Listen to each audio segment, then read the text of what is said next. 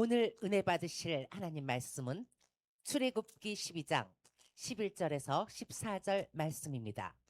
다 같이 말씀을 봉독하겠습니다. 너희는 그것을 이렇게 먹을지니 허리에 띠를 띠고 발에 신을 신고 손에 지팡이를 잡고 급히 먹으라. 이것이 여호와의 유월절이니라. 내가 그 밤에 애굽 땅에 두루 다니며 사람이나 짐승을 막론하고 애굽 땅에 있는 모든 처음 난 것을 다 치고 애굽의 모든 신을 내가 심판하리라. 나는 여호와라. 내가 애굽 땅을 칠 때 그 피가 너희가 사는 집에 있어서 너희를 위하여 표적이 될지라. 내가 피를 볼 때 너희를 넘어가리니 재앙이 너희에게 내려 멸하지 아니하리라. 너희는 이날을 기념하여 여호와의 절기를 삼아 영원한 규례로 대대로 지킬지니라. 아멘. 저는 오늘 여러분과 함께 출애굽기 12장 11절에서 14절 말씀을 가지고 여호와의 유월절이란 제목의 말씀으로 은혜 나누고자 합니다. 유월절이라는 뜻은 우리가 잘 아는 것처럼 내가 너를 넘어간다는 뜻입니다. 출애굽할 때 이스라엘 민족을 출애굽할 수 있도록 했던 사건이 바로 유월절 사건이었기 때문입니다. 더 나아가서 이스라엘이 애굽의 손에서 자유함을 얻은 첫 발걸음이 된 것이 바로 유월절 사건인 것을 성경은 기록하고 있습니다. 이 유월절 사건 우리가 아는 바와 같이 어린 양을 잡아서 그 피를 문설주 임방에다 바르고 그리고 그 양은 또한 나눠서 그것을 먹고 그리고 나눠 먹으며 힘을 내서 그 애굽을 떠날 때 힘을 내어 떠나갈 수 있도록 인도했다라고 성경은 말하고 있습니다. 이는 오늘날 교회를 통해서 얘기한 것처럼 예수 그리스도께서 십자가 지신 그 전날 밤 그 성찬을 유월절 만찬이라고 말하고 유월절 만찬과 함께 이것을 통하여 예수 그리스도께서 십자가 지시고 그 피를 통하여 우리 죄를 청산하시고 하나님의 자녀 삼으신 축복된 개념으로 성경은 또한 우리에게 소개하고 있는 것입니다. 그러므로 우리는 이 유월절에 대한 개념을 분명히 알아야 됩니다. 그리고 더 나아가서 어린 양 대신 예수 그리스도와 그 피가 의미하는 바를 오늘 깨달아 알아야 되는 것입니다. 이를 통해 오늘 예배가 사순절 기간 동안에 유월절에 대한 묵상과 함께 하나님 나라에 대한 꿈을 꾸기를 다시 한번 주님으로 소망합니다. 자, 그럼 먼저 유월절의 의미를 좀 되새겨 알아야 될 줄 압니다. 유월절이라는 것 우리가 넘어간다 단순히 그런 의미로 생각하면 안 됩니다. 유월절은 출애굽 전에도 있었고 후에도 있었습니다. 유월절이라고 명시한 특별하게 의미를 담은 것은 출애굽 이후가 될 수 있지만 출애굽 전에는 이스라엘 민족을 향하여 유월절이라는 개념과 똑같은 유래가 있었음을 성경을 통해서 확인할 수가 있습니다.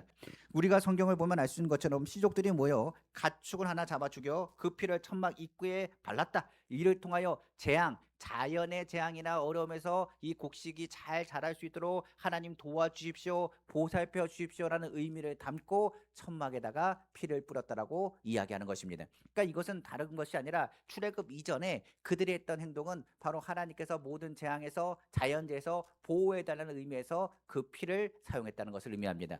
근데 이 피가 어떻게 됐냐? 모세를 통하여 출애굽할 때 바로 그 전날 유월절에 어린 양을 잡으라. 그리고 그 양의 피를 문설주 임방에다 바르라. 이것은 어떻게 하면 이스라엘에게서 무슨 의미인지를 그들은 깨달아 알 수 있었습니다. 그러므로 문설주에 피를 바르는 것이 다른 의미를 담는 것이 아니라 하나님께서 보호하신다는 의미를 담는 것을 깨달아 알았기 때문에 그들은 그것에 대해서 거부감 없이 문설주에다가 피를 발랐던 것을 확인할 수가 있습니다.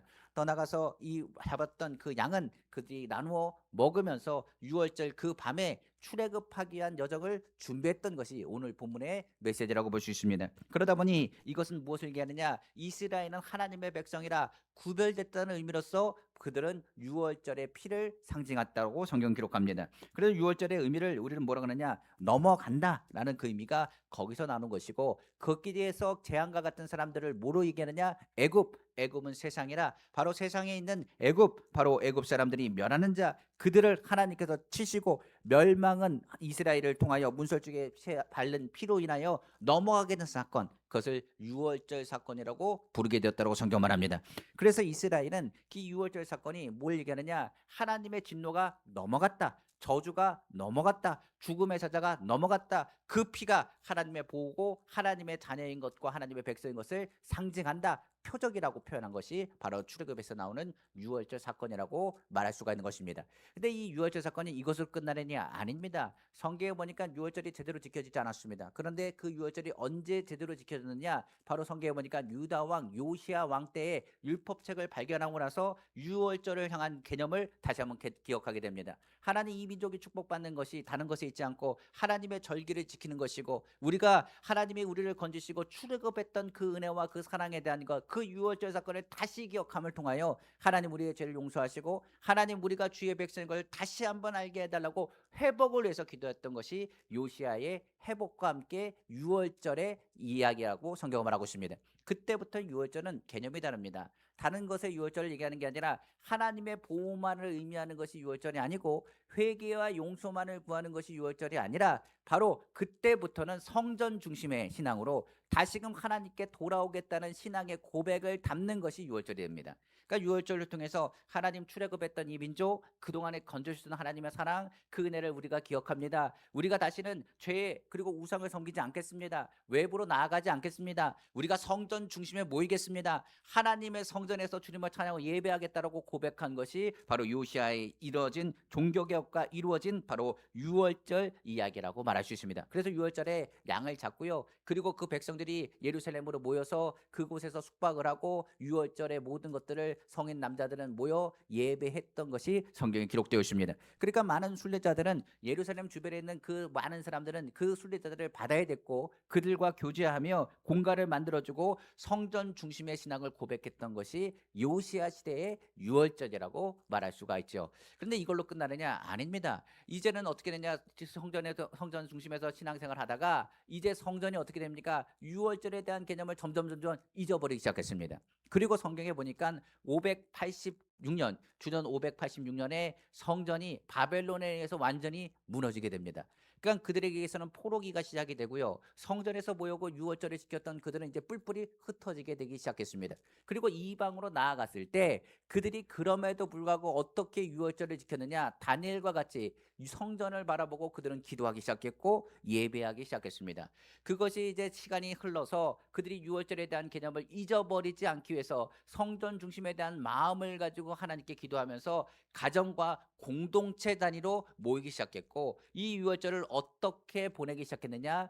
그들이 공동체 모임의 식사로서 그들이 무엇을 하게 됐냐? 유월절 식사라고 명칭하여 하나님의 사랑을 나누기 시작했다고 말합니다. 그래서 그들은 그날 저녁에 양을 잡아서 어떻게 하느냐? 그들과 함께 가족들과 공동체와 함께 나누고요. 그리고 빵을 떼고 포도주를 마셨다라고 기록하고 있습니다. 그래서 그때 그 식사 먹는 그 시간에 그들은 뭐 하느냐? 짧은 찬양과 감사 기도를 드리고 서로 떡을 떼면서, 그리고 서로 간에 하나님의 주신 은혜와 출애굽했던 하나님의 역사와 그동안에 베푼 은혜에 대한 것을 나누면서 그들을 서로 축복하고, 그 식사 시간에 대표가 되는 사람이 마지막에 잔을 들고 그리고 감사 기도를 드리는 후에 그 포도주를 나누고 돌려 마시면서 유월절 식사의 행사가 끝마쳤다라고 이야기하죠.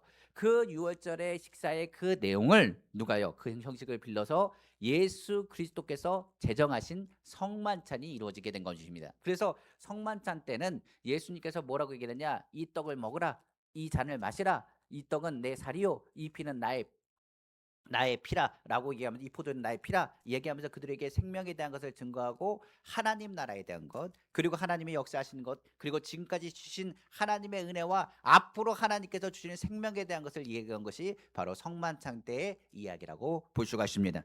그러니까 오늘날 하나님 나라의 공동체는 예배를 드립니다. 바로 성만찬과 함께 우리는 예배를 드리고 예수 그리스도를 의지하면서 이 자리 십자가 밑에 나와 있는 것입니다. 그러니까 유월절을, 오늘도 유월절, 솔직히 말하면 매일의 삶이 예수 그리스도의 피를 바른다고 했을 때는 매일의 삶이 유월절과 같은 삶이라고도 이야기할 수 있어요. 오늘날은 교회 공동체로 모였고, 우리가 공동체 안에서 뭘 하느냐? 주님이 주신 은혜를 기억하고, 오늘 강단에서 저는 설교하지만 하나님의 말씀을 들으면서 하나님이 주신 은혜와 그 사랑에 대한 것을 감사하고 하나님이 주신 것을 기대하며 나가는 순간이 바로 오늘 이 시간이라고 볼 수가 있겠죠. 그래서 이 유월절은 단순히 유월절이 아니라 예수 그리스도가 다시 오심을 바라보는 하나님의 축복된 절기라고도 이야기할 수가 있는 것입니다. 자, 이제 유월절에 대한 우리 개념을 들었습니다. 그럼 이 유월절이 것이 왜 우리에게 필요한가? 우리가 아는 것처럼 유월절의 가장 핵심이 되는 것, 우리가 처음 초반부터 시작해서 마지막 그 유월절의 절기부터 성만찬까지 빠지지 않는 것이 뭐냐면 바로 유월절의 어린 양의 피입니다.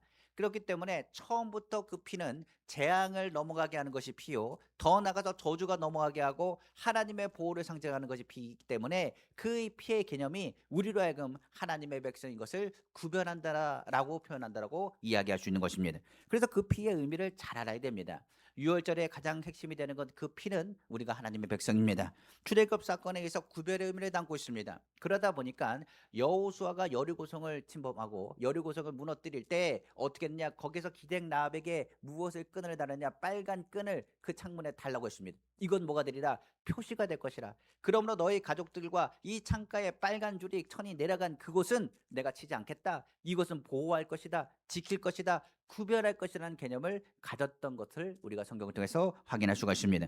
그 피가 발라지는 것, 이건 하나님의 것이다. 손대지 말아라. 아무도 손댈 수 없다. 하나님의 것은 건들면 안 된다. 그냥 단순히 표적과 인식이 아니었다는 사실 또한 우리는 알아야 되는 것입니다. 그런데 그 개념을 누가 확장시켰느냐?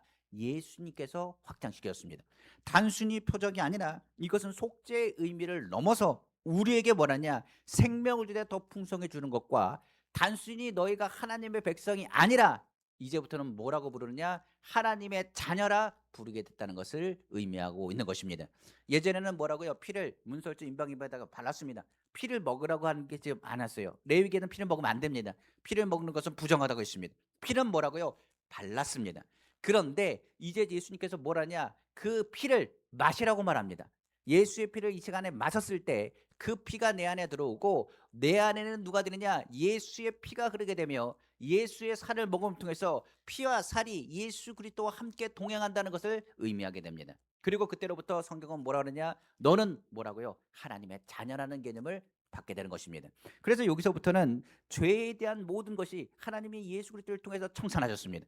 예수의 피가 이것을 증거합니다. 죄는 사단의 강력한 무기인데 그 강력한 무기를 무기력하게 만든 것이 예수의 피가 되는 것입니다.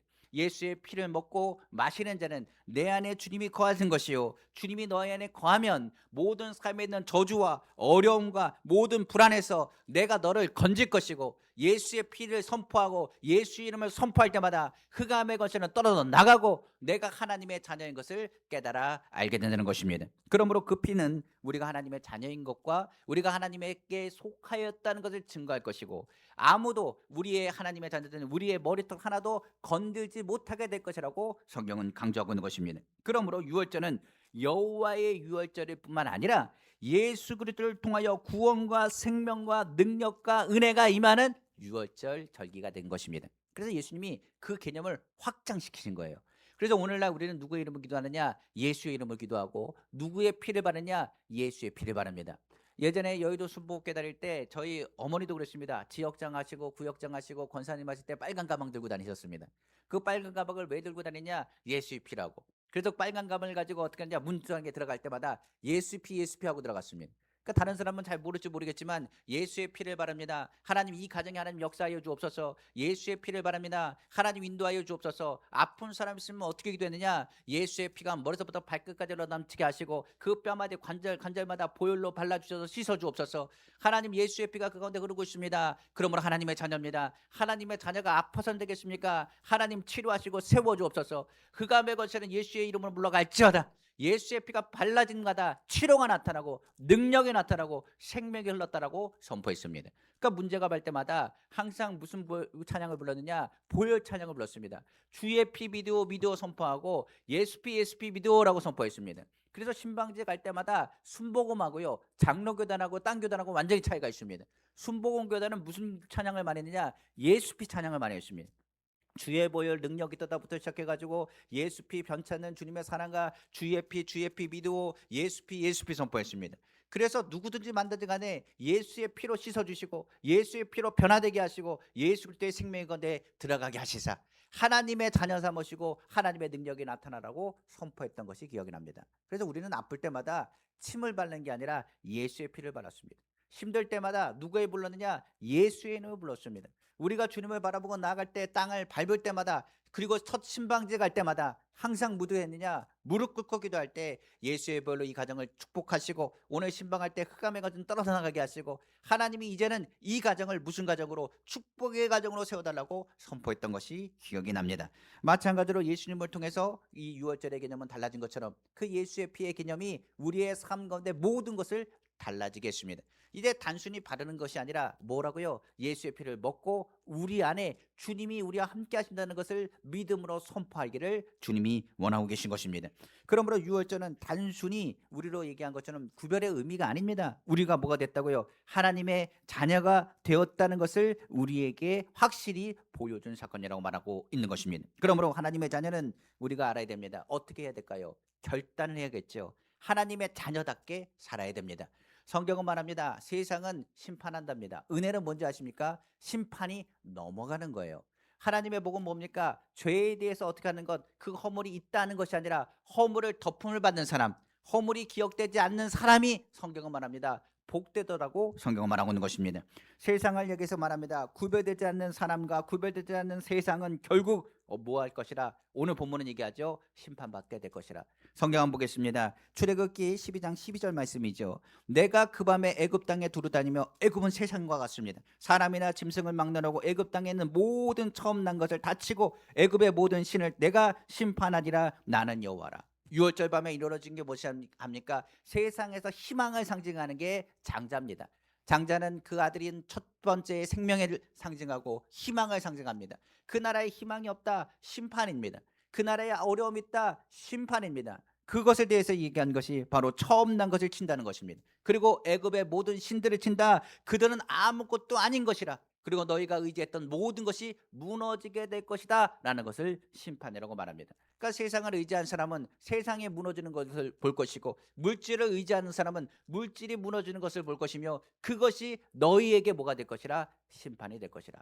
그런데 하나님을 믿는 사람은 어떻게 될 것이냐? 성경은 말하지요. 피를 바르는 자는 그러나 그 재앙이 너희에게서 어떻게 한다고요?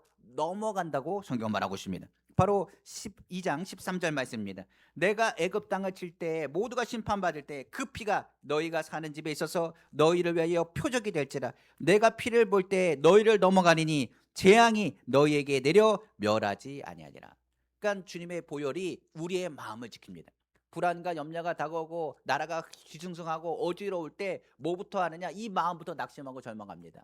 그런데 예수의 피를 그 마음 가운데 바르는 사람은 낙심하고 절망하는 게 아닙니다. 우리는 하나님의 자녀입니다. 주님이 우리를 보호하십니다. 주님이 우리를 지켜주십니다. 오늘도 좋은 날 될 줄로 믿습니다. 스트레스를 받는 것이 아니라 오히려 기대합니다. 오늘도 예수의 피를 바랍니다. 주의 이름을 부르습니다. 하나님, 나의 몸에 있는 질병을 주님이 치료하실 것을 바라봅니다. 눈앞이 깜깜하다고 말하지만 우리에게는 뭐가 있다고요? 하늘나라가 있음을 믿습니다는 믿음의 고백이 나타나게 되는 것입니다. 그러니까 재앙이 아니라 오히려 재앙의 때에 하나님이 우리를 건지시고 붙잡아 하신 것을 깨닫게 된다라고 성경은 말하고 있는 것입니다. 그러므로 성경은 예수 그리스도를 통하여 죄와 의가 구별되고 생명과 죽음이 구별되고 거룩함과 악함이 구별되고 구원과 심판의 결과가 구별되어 나타나게 될 것이라. 그것의 증거가 뭐라고요? 예수의 피입니다. 그래서 천국에 들어갈 때 뭘 보여줘야 되느냐? 우리 안에 예수의 피가 있다는 것을 보여줘야 된다라고 이야기하는 걸 제가 들었습니다. 마찬가지로 그렇습니다. 이를 위해서는 뭐 한다고요? 결단하셔야 됩니다. 우리가 하나님의 자녀로서 하나님 앞에 세상과 구별되어 산다는 것 결단해야 됩니다. 물질을 쫓아가면 물질로 인해 심판을 받을 것입니다. 환경을 쫓아가면 환경을 통하여 심판을 받을 것입니다. 그러나 주님을 쫓아가는 것은 주님의 보호하심 속에서 믿음을 가지고 일어날 힘을 얻게 됨을 기억하시기를 주님의 이름으로 축원합니다. 더 나아가 예수 그리스도의 그 보혈, 바로 유월절의 그 보혈은 우리가 하나님의 백성인 것을 넘어 하나님의 자녀라고 말했습니다. 하나님의 자녀는 하나님의 자녀답게 살아야 됩니다. 결단을 넘어서 하나님의 자녀는 어떤 사람이냐? 단순히 하나님의 사람이 아닙니다. 거룩한 사람이요, 그 입술에 고백할 때 감사가 넘쳐야 된다고 성경은 말합니다.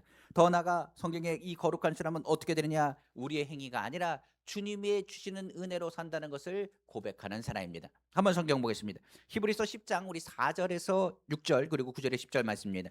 이는 황소와 염소의 피가 능히 죄를 없이 하지 못함이라. 그러므로 주께서 세상에 임하실 때에 이르시되 하나님의 제사와 예물을 원하지 아니하시고 오직 나를 위하여 한 몸을 예비하셨도다. 전제와 속죄제는 기뻐하지 아니하시나니 그 후에 말씀하시기를 보시옵소서 내가 하나님의 뜻을 행하러 왔나이다 하였으니 그 첫째 것을 폐하시면 둘째 것을 세우심이니라. 이 뜻을 따라 예수 그리스도의 몸을 단번에 들이심으로 말미암아 우리가 거룩함을 얻어노라. 성경은 말하고 있는 것입니다. 여기서 얘기하는 것은 하나님의 자녀됨이 누구에게 있다고요? 예수 그리스도의 안에 있다는 것을 기억하는 것이 중요한 것입니다. 단순히 기억이 아니라 성경의 제자들에게 말했습니다. 뭐 하라고요? 기념하라고 말했습니다. 우리의 삶 가운데 우리를 건지시고 우리를 건지신 주님의 은혜를 기억하라는 것입니다. 성경에 보면 우리가 거룩해지는 방법은 제사가 아닙니다. 아까 본문에 얘기한 것처럼 번제나 속죄제로 인하여 너희가 거룩함이 아니라고 했습니다. 오히려 그의 죄를 용서받은 그 순간일지 모르겠지만 사람은 계속적으로 죄를 짓기 때문에 그렇습니다. 더 나아가서 우리 행위뿐만 아니라 하나님과 교제 속에서 거룩하느냐, 하나님의 교제가 거룩하지 않은 데는 교제할 수도 없습니다. 성경에서 말한 것처럼 우리가 유일하게 구원을 얻은 길은 어떻게 해야 되느냐? 하나님 안에서 하나님의 뜻을 행할 때 우리는 거룩해진다고 말합니다. 그런데 성경을 잘 보시니까 히브리서에 말합니다. 하나님의 뜻대로 행해야 하나님께서 너를 거룩하게 하시는데 사람이 하나님 뜻대로 행할 수 있느냐? 못합니다. 우리는 죄를 안 지을 수가 없습니다. 죄인이라서 죄를 지을 수밖에 없습니다. 우리는 연약합니다. 부족합니다. 천국 갈 수 있는 준비를 다 된다 할지라도 내일은 또 어떻게 될지 모릅니다. 지금은 내가 믿음으로 설고 예배드리고 하나님 아버지 용서해달라고 기도하지만 불과 몇 분 후에 우리의 모습은 어떻게 달라질지 모릅니다. 우리는 약하기 때문에 그렇습니다.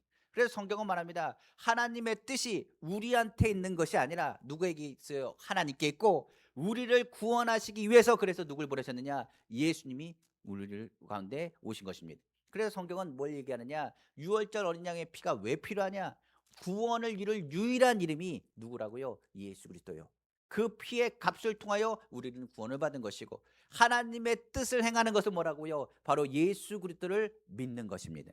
성경은 말하기를 그러므로 하나님의 뜻을 우리가 행하지 못합니다. 그래서 예수님이 필요한 것이고 예수 그리스도를 통하여 우리는 변화를 받아 하나님의 자녀로서 살게 되는 것입니다. 바로 예수의 피가 우리를 정하게 하시고 그를 통하여 우리가 율법으로 인하여 구원받지 못하지만 예수 그리스도의 보혈의 공로로 인하여 구원받아 하나님의 자녀라 일컬음을 받게 되는 것입니다. 그러므로 예수의 피가 우리를 거룩하게 하는 것입니다. 그러니까 내가 구원받는 게 아닙니다. 내가 선한 것이 아닙니다. 내가 잘난 것이 아닙니다. 오직 예수님밖에, 예수님만이 우리의 모든 것이 된다는 것을 고백하는 신앙 고백이 우리 가운데 있어야 되는 것입니다.